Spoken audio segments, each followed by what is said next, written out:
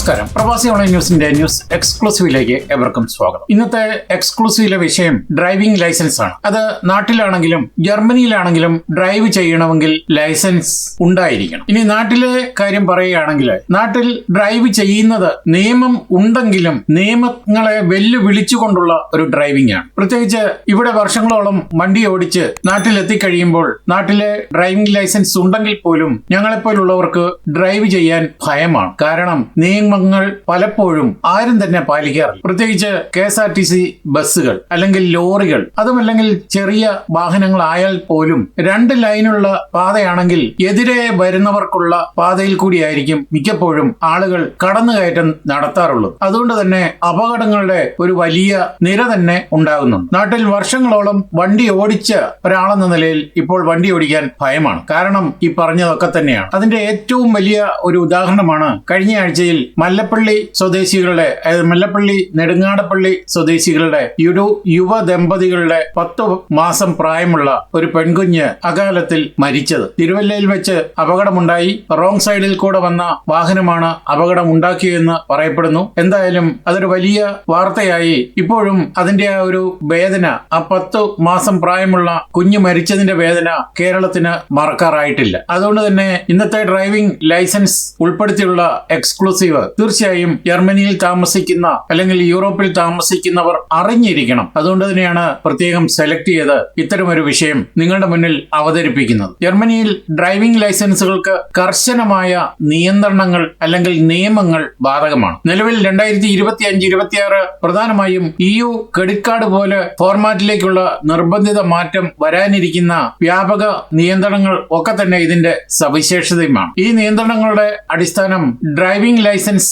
ഓർഡിനൻസും, അതായത് FEV അല്ലെങ്കിൽ EU driving licence നിർദ്ദേശങ്ങളാണ്. ജർമ്മൻ ഭാഷയിൽ പറഞ്ഞാൽ Verordnung über die Zulassung von Personen zum Straßenverkehr, അതായത് ഫാർ എർലോബിനസ് Verordnung എന്നാണ് ഇതിന്റെ ചുരുക്കെഴുത്ത് FEV. റോഡ് ട്രാഫിക്കിലേക്കുള്ള വ്യക്തികളുടെ പ്രവേശനത്തെ കുറിച്ചുള്ള നിയന്ത്രണം. ഇതിൽ ആദ്യം പറയേണ്ടത് ഫെഡറൽ അഡ്മിനിസ്ട്രേഷന്റെ കാര്യമാണ്. നിലവിലെ ഏറ്റവും പ്രധാനപ്പെട്ട ഡ്രൈവിംഗ് ലൈസൻസ് നിയമങ്ങൾ മാറിയപ്പോഴുണ്ടായ മാറ്റങ്ങൾ എക്സ്ചേഞ്ച് ബാധ്യതയാണ്. 2013 ജനുവരി 19 മുമ്പ് നൽകിയ എല്ലാ ഡ്രൈവിംഗ് ലൈസൻസുകളും താൽക്കാലിക EU കാർഡ് ഫോർമാറ്റ് ഡ്രൈവിംഗ് ലൈസൻസായി കൈമാറ്റം ചെയ്യണമെന്നാണ് നിയമം. ഇത് വ്യാജരേഖകൾ തടയുന്നതിനും സിസ്റ്റം സ്റ്റാൻഡേർഡ് ചെയ്യുന്നതിനും സഹായിക്കുന്നു എന്നാണ് അധികൃതർ വ്യക്തമാക്കുന്നത്. 2025 ജനുവരി 19 ഇത് കാലഹരണപ്പെടുകയും ചെയ്തു. എന്നാൽ 1971 അതിനുശേഷമോ ജനിച്ചവർക്കുള്ള പേപ്പർ ഡ്രൈവിംഗ് ലൈസൻസുകൾ അതിന്റെ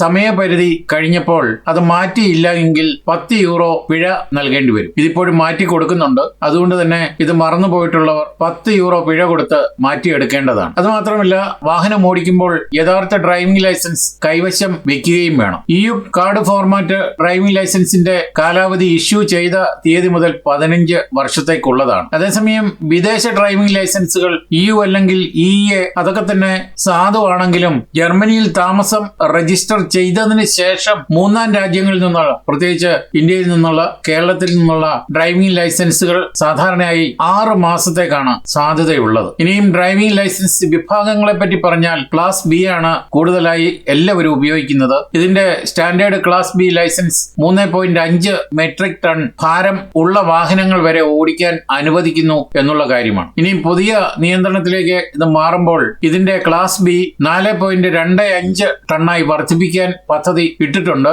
ഇത് 2029 അത് അവസാനത്തോടെയാണ് നടപ്പിലാക്കുക. അടുത്തത് പുതിയ ഡ്രൈവർമാർക്കുള്ള നിയന്ത്രണങ്ങളാണ്. പ്രൊബേഷണറി കാലയളവ്. ആദ്യത്തെ ഡ്രൈവിംഗ് ലൈസൻസ് അതായത് ക്ലാസ് B നേടുന്നവർക്ക് ഏതൊരാൾക്കും 2 വർഷത്തെ പ്രൊബേഷണറി കാലയളവാണ് ബാധകം. ഇനിയും മദ്യം അല്ലെങ്കിൽ മയക്കുമരുന്ന്, ഇത് പ്രൊബേഷണറി കാലയളവിൽ മദ്യത്തിന് ഒരു 0 ടോളറൻസ് നയമാണ് എല്ലാവർക്കും ബാധകം, അതായത് 0.0. എന്നാൽ 17 വയസ്സ് മുതൽ സൂപ്പർവൈസ്ഡ് ഡ്രൈവിംഗ്, അതായത് BF17 എന്നാണ് അറിയപ്പെടുന്നത്, 17 വയസ്സ് മുതൽ രജിസ്റ്റർ ചെയ്ത അനുഗമിക്കുന്ന വ്യക്തിയുമായി വാഹനം ഓടിക്കാൻ അനുവാദമുണ്ട്. 18 വയസ്സ് കഴിഞ്ഞതിന് ശേഷം പൂർണ്ണ ഡ്രൈവിംഗ് ലൈസൻസ് ലഭിക്കുന്നതിന് മുമ്പ് താൽക്കാലിക ലൈസൻസ് ഉപയോഗിച്ചാണ് അവർക്ക് വാഹനം ഓടിക്കാൻ സാധിക്കുക. ഇനിയും ആസൂത്രിത മാറ്റങ്ങളെ പറ്റി പറയുമ്പോൾ ഡിജിറ്റൽ ഡ്രൈവിംഗ് ലൈസൻസ് 2030 ആകുമ്പോഴേക്കും സ്മാർട്ട് ഫോണുകളിൽ ഡിജിറ്റലായി ലഭ്യമാകും. എന്നാൽ ഡ്രൈവിംഗ് നിരോധനങ്ങൾ ഒരു അംഗരാജ്യത്ത് രാജ്യത്ത് പുറപ്പെടുവിച്ച ഡ്രൈവിംഗ് നിരോധനം EU മുഴുവനായി ബാധകമാക്കാനാണ് പുതിയ പദ്ധതി ഇട്ടിട്ടുള്ളത്. ഇതൊക്കെയാണ് ആൽഗമൈനായിട്ട് ജനറൽ ആയിട്ട് പറയാനുള്ള കാര്യങ്ങൾ. എന്നാൽ ജർമ്മനിയിലെ ഡ്രൈവിംഗ് ലൈസൻസ് ഉപയോഗിക്കുമ്പോൾ ഉണ്ടാകുന്ന പാകപ്പിഴകളിൽ നിന്നും ഒന്നുകിൽ പോയിന്റ് നഷ്ടമുണ്ടാകും, അല്ലെങ്കിൽ പോയിന്റും പിഴയും നഷ്ടമാകും. അത് മാത്രമല്ല, ആജീവനാന്ത ഫെർബോട്ട് അതായത് ബാൻ വരെ ഉണ്ടാകുന്ന കാര്യങ്ങൾ തീർച്ചയായും നിങ്ങൾ അറിഞ്ഞിരിക്കണം. പ്രത്യേകിച്ച് പുതിയതായി ജർമ്മനിയിൽ എത്തിയിട്ടുള്ളവർ. നാട്ടില് നിയമമുണ്ടെങ്കിലും കയ്യൊക്കുള്ളവൻ കാര്യക്കാരൻ എന്ന രീതിയിൽ വാഹനമോടിച്ച് ജർമ്മനിയിലെത്തി വാഹനം ഓടിക്കാം എന്ന് ആരും വിചാരിക്കേണ്ട. ഇത് പറയുമ്പോൾ കമന്റ് ആയിട്ട് ഞങ്ങളെ തേക്കാൻ വരരുത് എന്നുള്ള ഒരു മുന്നറിയിപ്പോടുകൂടി പറയുന്നു. ഞങ്ങൾ കൃത്യമായിട്ടുള്ള കാര്യമാണ് പറയുന്നത്. മാന്യമായ കമന്റുകൾ മാത്രമേ ഞങ്ങൾ ആഗ്രഹിക്കുന്നുള്ളൂ. വെറുതെ സ്വകാര്യതയിൽ കുതിര കയറാം എന്നും പറഞ്ഞ് ഈ ഒരു വീഡിയോയുടെ അടിയിൽ കമന്റുമായി അനാവശ്യ കമന്റുമായി വരുന്നവർ തീർത്തും അതുപോലെ തന്നെ പ്രതികരണം ഉണ്ടാകും എന്ന് തന്നെയാണ് പറയുന്നത്. അതുകൊണ്ട് കൃത്യമായി ഞങ്ങൾ പറയുന്നത് മനസ്സിലാക്കുക. നിങ്ങൾക്ക് തന്നെയായിരിക്കും ഇതിന്റെ പ്രയോജനം. അതുകൊണ്ട് വിഷയത്തിലേക്ക് കടക്കുമ്പോൾ ജർമ്മനിയിൽ ഡ്രൈവിംഗ് ലൈസൻസ് നിയമങ്ങൾ പാലിക്കുന്ന കാര്യത്തിൽ വലിയ വിട്ടുവീഴ്ചകൾ ഒട്ടും തന്നെ ഉണ്ടാകാറില്ല. ട്രാഫിക് നിയമ ലംഘനങ്ങൾക്ക് പിഴയ്ക്ക് പുറമെ ഓരോരുത്തരുടെയും ലൈസൻസിൽ പോയിന്റുകൾ രേഖപ്പെടുത്തുകയും ചെയ്യും. ഈ പോയിന്റിനെ കുറിച്ചും അവയ്ക്ക് കാരണമാകുന്ന പ്രധാന നിയമ ലംഘനങ്ങളെ കുറിച്ചും അറിഞ്ഞിരിക്കുന്നത് വളരെ നല്ലതാണ്. അതും ജർമ്മനിയിൽ വാഹനം ഓടിക്കുന്നവരെ സംബന്ധിച്ച് ഏറ്റവും നല്ലതാണ്. പുതിയതായി എത്തിയിരിക്കുന്നവരും അല്ലെങ്കിൽ ഇതിനോടകം ഇവിടെ വന്ന് ലൈസൻസ് നേടിയിട്ടുള്ളവരും ഒക്കെ തന്നെ ചിലപ്പോൾ നമ്മൾ ഓർക്കാത്ത കാര്യങ്ങൾ ഞങ്ങൾ ഒന്നുകൂടി ഓർമ്മിപ്പിക്കുകയാണ്. അതുകൊണ്ട് ദയവായി അവസാനം വരെ ഈ വീഡിയോ ഫോളോ ചെയ്യണമെന്ന് കൂടി അഭ്യർത്ഥിക്കുകയാണ്. ഇതിന്റെ നിയമങ്ങളെ പറ്റി പറയുമ്പോൾ സ്ട്രാസൻ ഫെർക്കർ ഗസറ്റ്സ് അതായത് StVG Satz 2 Fahrerlaubnis und Führerschein 1 Worauf öffentlichen Straßen ein Kraftfahrzeug führt, bedarf der Erlaubnis അതായത് Fahrerlaubnis der zuständige Behörde അതായത് Fahrerlaubnis Behörde. Die Fahrerlaubnis wird in bestimmten Klassen erteilt. അതായത് റോഡ് ട്രാഫിക് നിയമം 2 അനുസരിച്ച് ഡ്രൈവിംഗ് ലൈസൻസും 1 അനുസരിച്ച് പൊതു റോഡുകളിൽ മോട്ടോർ വാഹനം ഓടിക്കുന്ന ഏതൊരാൾക്കും യോഗ്യതയുള്ള അതോറിറ്റിയിൽ നിന്നും ലൈസൻസ് ലഭിക്കുന്ന കാര്യം എന്നാണ് അതിൽ വിശദമാക്കിയത്. ആ നിയമമാണ് ഞാൻ ജർമ്മൻ ഭാഷയിൽ പറഞ്ഞത്. അതുകൊണ്ട് തന്നെ ലൈസൻസ് ബിയുടെ കാര്യമാണ് കൂടുതലായിട്ടും പറയുന്നത്. ഇനി ഫ്ലെൻസ്ബുർഗ് പോയിന്റ് എന്താണെന്ന് പലരും അറിയാമെങ്കിലും ഓർക്കാറില്ല. അതിനെപ്പറ്റി പറയുമ്പോൾ ജർമ്മനിയിലെ ട്രാഫിക് നിയമ ലംഘനങ്ങൾ രേഖപ്പെടുത്തുന്നത് വടക്കൻ നഗരമായ ഫ്ലെൻസ്ബുർഗിലെ ഡാറ്റാബേസിലാണ്. ഇതിനെയാണ് ജർമ്മൻകാർ പുങ്ക്റ്റ് ഇൻ ഫ്ലെൻസ്ബുർഗ് എന്ന് വിളിക്കുന്നത്. ലൈസൻസിൽ ആകെ 8 പോയിന്റുകൾ ആണുള്ളത്. ഇവിടം വരെ എത്തിയാൽ ഈ പോയിന്റ് 8 വരെ എത്തിയാൽ ഡ്രൈവിംഗ് ലൈസൻസ് ആകെപ്പാടെ റദ്ദാക്കപ്പെടും. ജീവിതകാലം വീണ്ടും ലൈസൻസ് ഇല്ലാത്ത ഒരു വ്യക്തിയായി വണ്ടി ഓടിക്കാൻ അറിയാമെങ്കിലും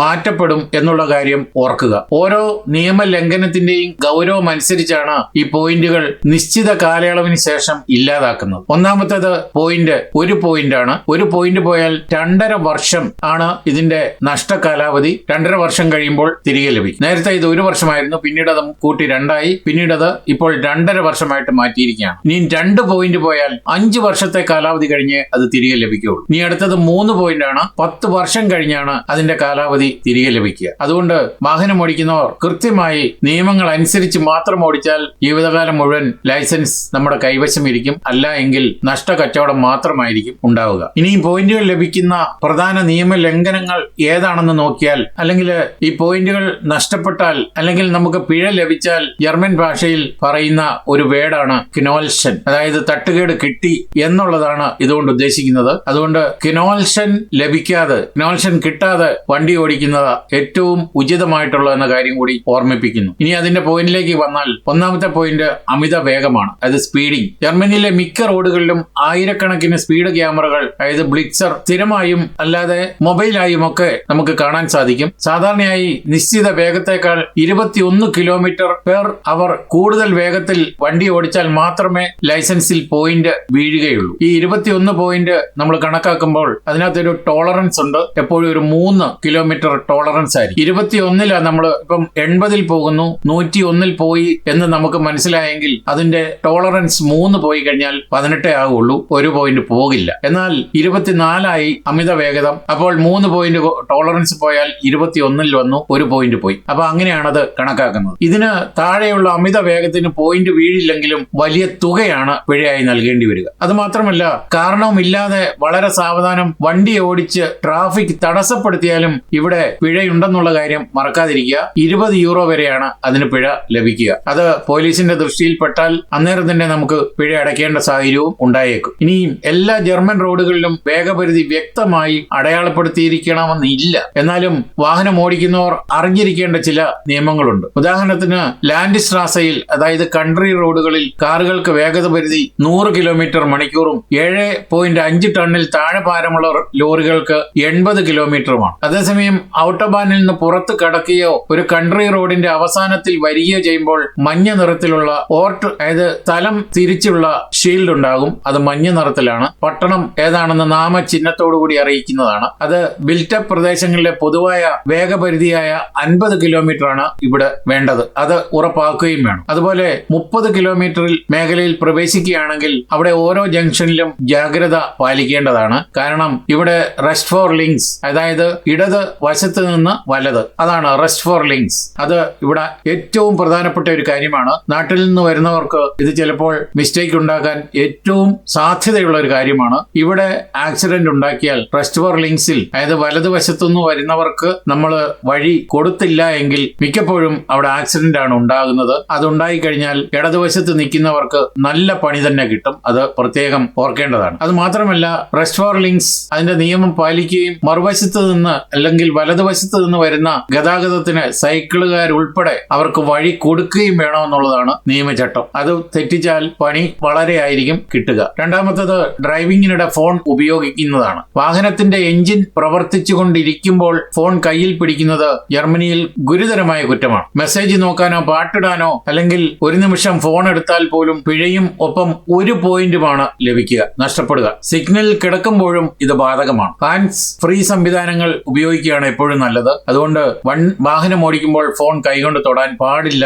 എന്നുള്ളതാണ് നോക്കേണ്ടത്. അടുത്തത്, മദ്യപിച്ച് വാഹനം ഓടിക്കുന്നതാണ്. ജർമ്മനിയിൽ അനുവദനീയമായ രക്തത്തിലെ മദ്യത്തിന്റെ അളവ് 0.5 ഗ്രാം ആണ് പെർ ലിറ്റർ ആണ് ഇത് കൊണ്ട് ഉദ്ദേശിക്കുന്നത്. ഇതിൽ കൂടുതൽ മദ്യം ശരീരത്തിൽ ഉണ്ടെങ്കിൽ ചുരുങ്ങിയത് 500 യൂറോ പിഴയും 1 മാസത്തെ ഡ്രൈവിംഗ് നിരോധനവുമാണ് നേരിടേണ്ടി വരിക. പ്രത്യേകിച്ച് വീക്കെൻഡുകളിൽ വോഹനന്റിൽ പല കമ്പനി കൂടാനും പോയി കഴിഞ്ഞിട്ട് കൂടുതൽ, അത് ബിയർ ആയാലും അല്ലെങ്കിൽ ആൽക്കഹോൾ ആയാലും അടിച്ചു കഴിഞ്ഞ് കൂടുതലാണെങ്കിൽ പണി മേടിച്ച് കെട്ടുക തന്നെ ചെയ്യും. അടുത്തത്, സൈക്കിൾ യാത്രക്കാർക്കുള്ളതാണ്. സൈക്കിൾ ചവിട്ടുമ്പോൾ അമിതമായി മദ്യപിച്ചിട്ടുണ്ടെങ്കിൽ, അതായത് 1.6 ഗ്രാം പെർ ലിറ്റർ ആണ്. അതിന് മുകളിൽ വരുന്നവർക്കാണ് 3 പോയിന്റ് വരെയാണ് അവിടെയും പിഴ ലഭിക്കുക. ഇത് MBU എന്ന, അതായത് മെഡിക്കൽ സൈക്കോളജിക്കൽ അസസ്മെന്റ് ആണ് ഇത് കണ്ടെത്തുന്നത്. അതുകൊണ്ട് തന്നെ MBU 1.6 ഗ്രാം പെർ ലിറ്ററിന് മുകളിലാണെങ്കിൽ പണി കിട്ടുക തന്നെ ചെയ്യും. അടുത്തത്, റോഡിന്റെ വലതുവശം വിട്ട് വണ്ടി ഓടിക്കുന്നതാണ്. റെസ്റ്റ് ഫാർ ഗബോട്ട് എന്നാണ് ഇതിന് പറയുന്നത്. ജർമ്മനിയിലെ ഒരു പ്രധാന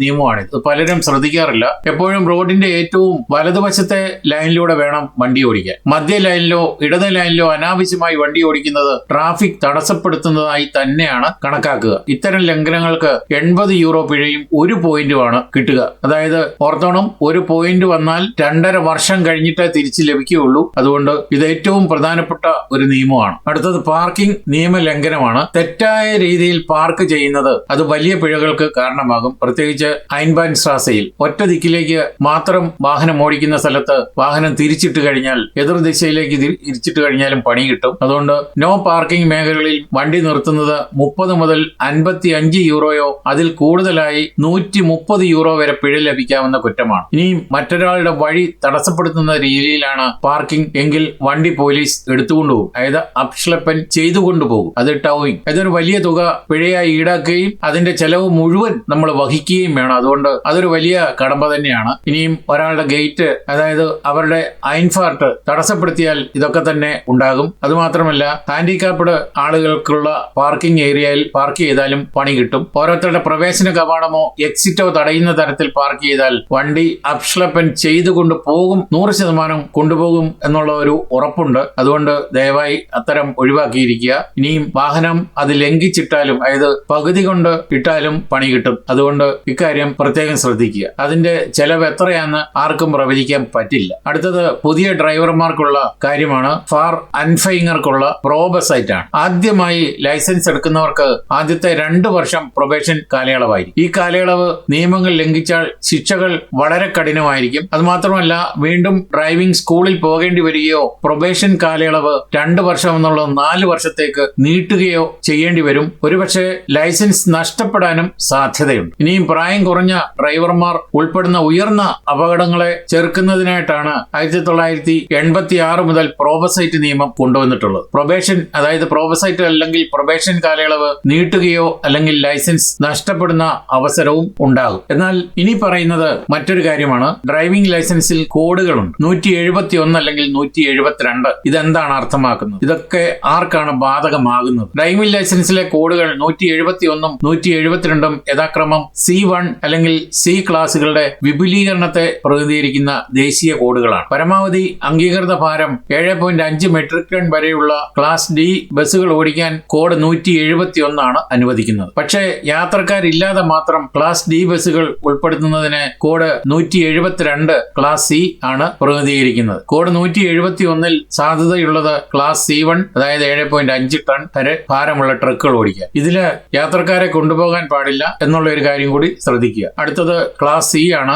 ഹെവി ട്രക്കുകൾ. ഇത് പല മലയാളികളും ഇപ്പോൾ ഇവിടെ നേടുന്നുണ്ട്. ട്രക്കുകൾ ഓടിക്കാനും, അതായത് എൽകാവി എന്ന ജർമ്മൻ ഭാഷയിൽ പറയും, ലാസ്റ്റ് ക്രാഫ്റ്റ് വാഗൻ എന്നാണ് പറയുന്നത്. ട്രക്കുകൾ ഓടിക്കാൻ സി വേണം. അതുപോലെ ബസ് ഓടിക്കുന്നതിനും നേരത്തെ പറഞ്ഞതുപോലെ C1 വേണം. അതുമാത്രമല്ല, ഈ നിയന്ത്രണങ്ങളൊക്കെ തന്നെ ജർമ്മനിയിൽ മാത്രമായി പരിമിതപ്പെടുത്തിയിരിക്കുന്ന കാര്യമാണ്. വിദേശത്ത് ഈ കോഡുള്ള ക്ലാസ് ഡി ലൈസൻസ് ഇല്ലാതെ ബസ് ഓടിക്കുന്നത് ഇവിടെ കുറ്റകരമാണ്. ഇനി അടുത്തത് MBUയിൽ വരുന്ന മറ്റൊരു കാര്യമാണ് ഡ്രൈവിംഗ് ലൈസൻസ് വിഭാഗങ്ങൾ. C1ഉം C1E അതായത് ട്രക്ക് ഡ്രൈവർമാർക്കുള്ള വിവരങ്ങളാണത്. എന്തായാലും ജർമ്മനിയിലെ ഡ്രൈവിംഗ് ലൈസൻസ് നേടാൻ ഇപ്പോൾ ബുദ്ധിമുട്ടാണ്. ഒന്നാമത് പാർഷ്യൂളെ പോയി കഴിഞ്ഞാൽ ഭയങ്കര പൈസയാണ്. അത് കുറച്ചു കൊണ്ടുവരാൻ ജർമ്മൻ ഗവൺമെന്റ് നിയമം കൊണ്ടുവരുമെന്നാണ് പറഞ്ഞിട്ടുള്ളത്. അടുത്ത വർഷം ജനുവരി മുതലായിരിക്കും അത് നിലവിൽ വരിക. എങ്കിലും നല്ല കാശ് മുടക്കി ജർമ്മനിയിൽ ലൈസൻസ് എടുത്തു കഴിഞ്ഞിട്ട് ലൈസൻസ് ഏതെങ്കിലും തരത്തിൽ നഷ്ടമാവുകയാണെങ്കിൽ, നമ്മുടെ പിഴവ് കൊണ്ട് നഷ്ടമാവുകയാണെങ്കിൽ അത് ജീവിതത്തിലെ ഏറ്റവും വലിയൊരു നഷ്ടമായിട്ട് തന്നെ